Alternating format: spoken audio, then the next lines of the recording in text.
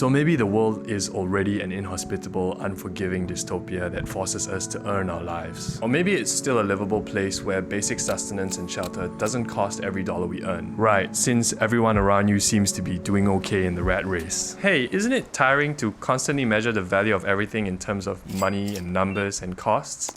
We don't look at food on the table with people we like and only see the price tag of it all, right? How would we savor any moment? So for this one, can we talk about work and money in terms of the effects we feel on our lives, the actual value, and less in terms of numbers? Okay, I like that. I don't. Meh. Consider that we could each spend $10 and feel satisfied or dissatisfied with what we bought. But exactly what feeling we experience could be slightly different across every one of us. Now what if we lost $10 or gained $10? Everyone may react in their own way if this happened to them. One amount of money could mean many different things to different people. Whatever difference in feelings is the grey zone in which money's number can't really measure. I hope that's a better idea of what I mean by the actual value that money and our work has to us subjectively. I'm Phil. I'm Pierce. I'm Todd. This video belongs in the Let's Relook series. Today, let's relook career and money. So work, as in our jobs and careers, is a huge part of our lives. Like, we throw at least half of our waking hours for more than half of our lives at it. Huge. Something so big must have some effect on our world, right? What difference did it make? Makes a difference? That sounds like impact. Didn't you say that career isn't the same as impact because most people in their jobs and careers aren't in it mainly to improve the world? Yes, we did say that. And that career is more about personal development and pushing the limits. Is this the best I can do? One naturally human thing to do is seek purpose. In other words, motivation to live. At some point anyway. The final frontier of purpose is self-actualization, where we live to our maximum potential. Our maximum potential doesn't only mean we're at the best of our abilities, but also that we're contributing to the world the best we can. So in a typical journey of self-actualization, self-improvement usually comes before selfless service. Competence before contribution. To be fair, reaching the peak of our capabilities is no doubt a powerful internal motivation that can be very fulfilling. It probably feels a lot less hollow than attaining external validation from other people. But as long as we don't directly seek to benefit other people, and this only happens as a side effect of our competence, then self-improvement doesn't count as selfless service or impact. Because we don't know that we'd do something for others if it didn't help ourselves. That said, competence does better equip us to contribute better whenever we decide to do that intentionally. In a nation whose institutions can be trusted to reward the most deserving people for the correct reasons, and from observing the high-skilled educated people around me, here's what work could be supposed to do. Competence basically means how good we are at learning and executing.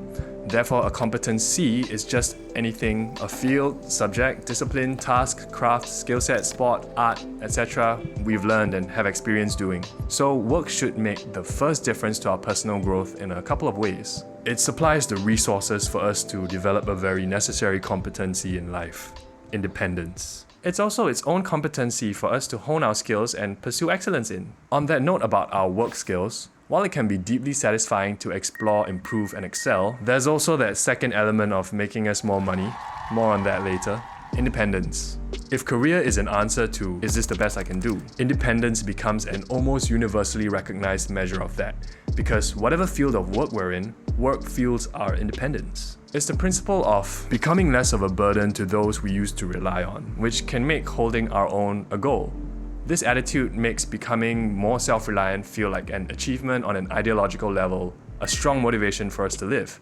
Whether we're covering our own basic necessities for the month, saving for our emergency fund and investment portfolio, paying for our own courses, classes, or memberships for self-development both for work and beyond. For example, website design, gym, drums. The definition of independence is basically increased odds of survival on our own. As such, developing independence happens to both increase our odds of survival and motivate us to live. This is a healthy case of motivated to boost survival. We've noted before that if all we ever care about is maximizing our own comfort and security, in other words, survival maxing, it can be a hollow motivation to live that we may never find fulfillment in. But developing independence means we're still at early stage survival, just carving out a little place for us to stand. This is nowhere near maximum odds of survival, where lifestyle inflation may creep up on us and implode in a midlife crisis, life is empty type fashion, which may then be followed up with excessive self-gratification or hoarding of resources. Of course, as noted in previous videos, not all institutions can be trusted to reward people based on merit, leading to circumstances where even despite our greatest abilities, efforts, and choices, we may not achieve what we deserve. The satisfaction of being independent will wear out its welcome if we only grow older without growing much financially, but that's probably what detachment is for, I guess. In the meantime, carrying on with the idea that our labor bears fruits, we have difference number 2 to an industry. The other most immediate effect of our work is at our workplace and, by extension, our industry in general.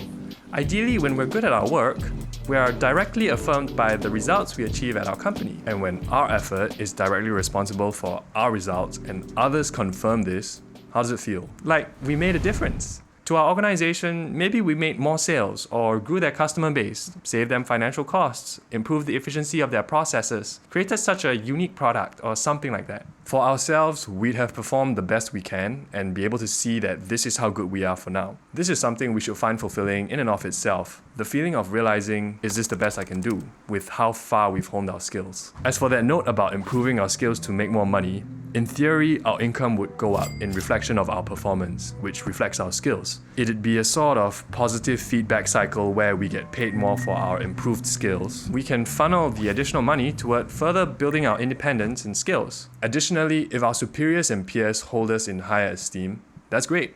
If not, unless any of them are preying on our downfall, no need to get hung up about it. Of course, in the event this theory doesn't hold up, we can always try changing companies in the hope somebody recognizes our value, our belief that better performance leads to more rewards.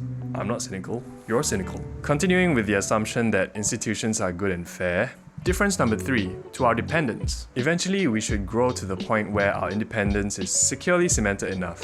At this level, we can afford to assume more responsibility. Our sense of purpose may shift toward having dependence because we believe in the future. Being dependent on by others tends to make us feel like we're making even more of a difference. Our immediate environment gradually evolves to prioritize supporting our family, more commonly our partner and children, but can include our parents and siblings. In our work, while our performance and results are still important to us, we become more cognizant about doing it for our immediate world, referring to our family, mostly our dependents. Some may have noticed here that we just substituted our own survival with our family's survival. Is boosting our family's odds of survival enough to count as a solid motivation to live in the long run? Yes, actually, but it's still possible to overdo it. Providing for and nurturing our family is a selfless, sweet sentiment about giving our tribe the best we can. We'll still seek personal growth, but life should no longer be just about us as opposed to being there for our loved ones. However, when we suggested not to overdo it, we meant don't willingly step on others and bring them down in order to lift our tribe up. An originally sweet sentiment becomes cutthroat when a family unit only gratifies itself. Call it nepotism or in-group bias, there's an element of discrimination. Take care of our own, don't care about the rest. That can lead to the detriment of others in general. We're not saying we have to be generous even in the slightest. We're suggesting to only move up without bringing others down. If we can't do that one way or another, maybe it just means it's not time for us to move up yet. Difference number 4, to the world in general. It feels like some people are single-handedly credited with changing the world through their work, right? They did something so significant, its impact can be observed on an entire society or an even larger segment of the world. Anyone who's done this is a generational powerhouse of change. Okay, aside from the fact that they often didn't do it alone, it also begs the question, does it matter why they did it? Have the greatest changes to the world been made because people chased power, influence, recognition, and billions? Such extreme levels of self-improvement. Or have the greatest changes been made because people acted in service of the common good truly selflessly, pursuing the vision of a better world over everything, including any material benefits to themselves? It's honestly hard to say, but I guess it doesn't matter why. To the world in general, benefits are benefits, whatever the motivation. To us here at LTAp, self-improvement isn't selfless service. That's the simple principle of impact. If it's not primarily about others, it's not impact. So it doesn't matter how undisputed the change is, if it was done to enrich ourselves, it wasn't about the impact. We don't need to keep track of what gets done. We just know whether or not we do it for others if it didn't help ourselves. But more than that, why even concern ourselves with the world's mightiest when most of us are just normal people? If anything, what we've just said about these powerhouses only furthers the idea that impact transcends size, because it's not about the size. It's just about wanting to do something for others. It's statistically impossible for most of us to be generationally significant, because then nobody would be generationally significant. Most of us are normal people who probably won't affect the world like the powerhouses. That's the very definition of being normal. So let's not get hung up on scale. It's fine to be ambitious and believe we're destined for such success. But in the high likelihood we fall short, we shouldn't crash out and end up contributing less than any normal person who had no such big dreams like ours in the first place. Failing to achieve greatness in the eyes of the world doesn't really mean anything in the grand scheme, but adding nothing would be burdensome of us, no? As commoners, we're more invested in the spirit of making a difference. And that's not idealistically speaking, it's practical. Looking at the main intended goal of our work itself, how does it add value in terms of odds of survival and motivation to live? For example, prevent catastrophe, ensure safety, resolve difficulties, increase convenience, provide useful knowledge, facilitate communication, promote well-being, fill a hungry stomach, improve someone's mood, tell a story, provoke introspection, and so on. For some work, it's easier to draw the connection to the end beneficiary, the world. Here are just some examples off the top of our heads to give you an idea, but it's by no means set in stone. People in these roles can sometimes literally see their effect on the faces of the world.